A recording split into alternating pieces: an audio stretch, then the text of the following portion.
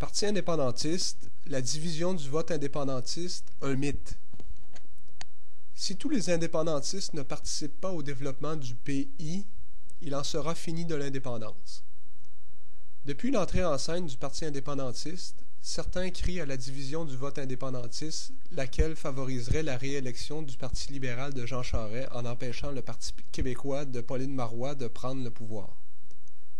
Facile de condamner l'arrivée du pays, surtout lorsque l'on refuse d'admettre que le PQ n'est plus un parti voulant réaliser l'indépendance du Québec et ne le sera plus jamais. La division du vote indépendantiste existait bien avant la fondation officielle du Parti indépendantiste, le 3 février 2008.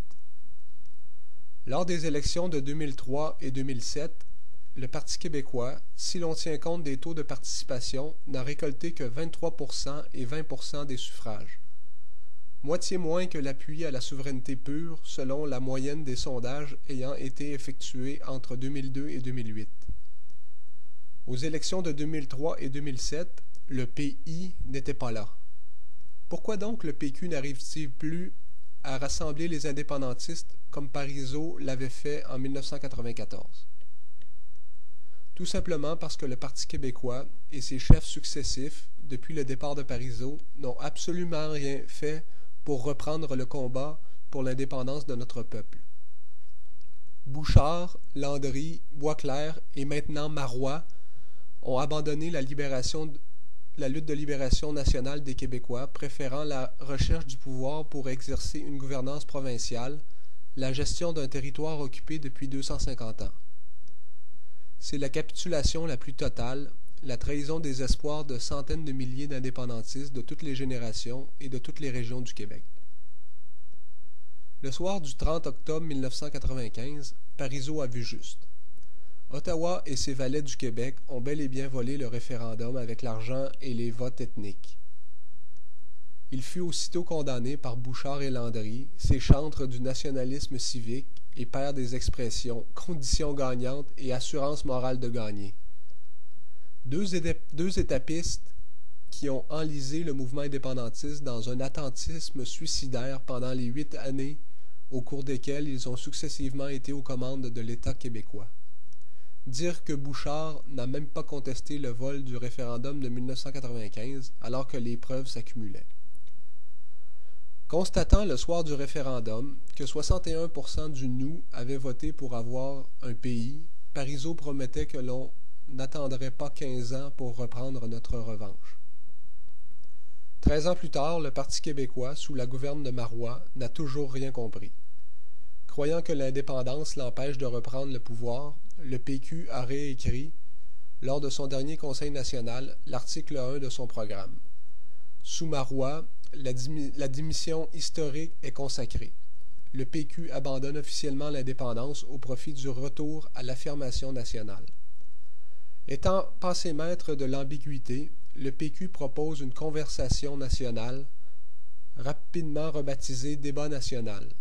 Ajustement de la stratégie marketing oblige et des mesures de gouvernance nationale, comme si une telle chose pouvait être possible sans les pleins pouvoirs d'un État indépendant.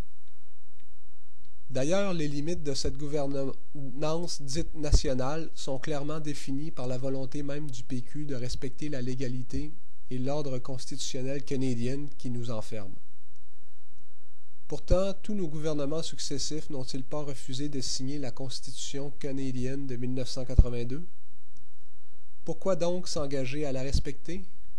Pourquoi proposer l'adoption d'une constitution québécoise purement provinciale, subordonnée, qui risque de légitimer le coup de force constitutionnel de 1982 et d'une citoyenneté interne factice qui n'encadre pas le droit de vote? Pourquoi proposer une nouvelle loi 101 lorsque l'on sait qu'elle sera démantibulée sitôt déposée comme notre actuelle Charte de la langue française? Comment ne pas comprendre que le Québec français ne sera possible que lorsque l'indépendance sera concrétisée? Les Québécois n'ont pas besoin des mesures provincialistes péquistes, mais d'une véritable constitution d'État indépendant incluant la création d'une Cour québécoise de dernière instance et d'une Charte de la langue française renforcée, ainsi que d'une citoyenneté réelle à laquelle se rattache le droit de vote. Seul le Parti indépendantiste le propose. Par ailleurs, il s'avère assez ironique de voir Marois proposer l'adoption d'une nouvelle loi 101 lorsque l'on sait qu'elle veut bilinguiser tous les enfants québécois par l'enseignement intensif de l'anglais dès la fin du primaire. Sa proposition d'offrir les cours d'histoire et de géographie en anglais, alors que nous assistons à l'anglicisation galopante de notre société, devrait en inquiéter plus d'un. Idem de son refus d'élargir l'application de la Charte de la langue française au cégep. Si la langue commune et la langue de travail à Montréal est l'anglais, tant mieux. Cela prouve que nous sommes ouverts sur le monde et à la mondialisation. Rien d'anormal, par conséquent, pour celle qui a initié le projet de construction de 2 mégacentres hospitaliers universitaires à Montréal, un anglais et un français, financés à parts égales, naturellement. Une autre position dangereuse qui favorise l'accélération de l'assimilation de notre peuple est l'appui du Parti québécois à la hausse de l'immigration à 55 000 nouveaux arrivants par année, alors que nos capacités d'accueil et de francisation sont déjà largement dépassées. Le PQ ne sait-il pas que le Québec reçoit déjà 2 fois plus d'immigrants par année que la France au prorata de sa population? S'il faut intervenir au niveau de l'immigration, c'est bien pour la diminuer et non pour l'augmenter. Il en va de notre cohésion nationale. Notre structure d'accueil actuelle ne peut recevoir tout au plus que 20 000 nouveaux arrivants par an. C'est même le PQ qui, sous Bouchard, abolissait les COFI pour des raisons budgétaires dans la foulée de l'obsession idéologique du déficit zéro. Le PQ de Marois devrait pourtant savoir que la très vaste majorité de ces 55 000 immigrants par année deviendront canadiennes et non québécois, parleront anglais et non français et invoqueront le multiculturalisme pour exiger des accommodements religieux tout en refusant de s'intégrer à notre culture, partager nos valeurs et respecter nos lois. Comment ce parti entend libérer le peuple québécois de la domination politique, économique et culturelle d'Ottawa? Comment entend-il défoncer la porte de notre cellule de la prison canadienne pour qu'enfin nous puissions déterminer nous-mêmes notre avenir national et nous ouvrir sur le monde en français, maintenant qu'il a mis au rencard le seul moyen qu'il s'était doté pour faire du Québec un pays, le référendum. La vérité, c'est qu'en 40 ans d'histoire, le PQ n'a mis l'indépendance de l'avant que lors des 2 premières campagnes électorales auxquelles il participait, soit celles de 1970 et 1973. Depuis, à part l'année référendaire de Parizeau, c'est le néant le plus absolu. Dans les faits, dès ses origines, le PQ n'était pas composé uniquement d'indépendantistes. En rétrospective, on peut affirmer que Bourgault a eu tort de dissoudre le RIN. Si division du vote indépendantiste il y a, c'est essentiellement parce que le PQ usurpe la place d'un parti véritablement indépendantiste. Il était plus que temps qu'un véritable parti indépendantiste voit le jour pour reprendre le combat abandonné après le vol référendaire de 1995.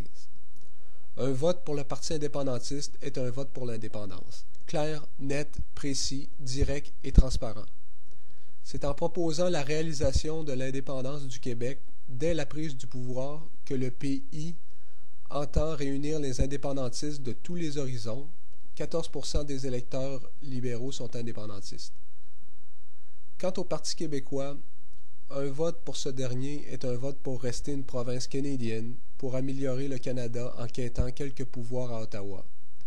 À quelques nuances près, le PQ, l'ADQ et le PLQ offrent du pareil au même. Pour le PI, l'indépendance, c'est maintenant. Si tous les indépendantistes ne participent pas au développement du PI, il en sera fini de l'indépendance. Nous mourrons tous canadiennes et plus vite qu'on ne le croit. Éric Tremblay, chef du Parti indépendantiste.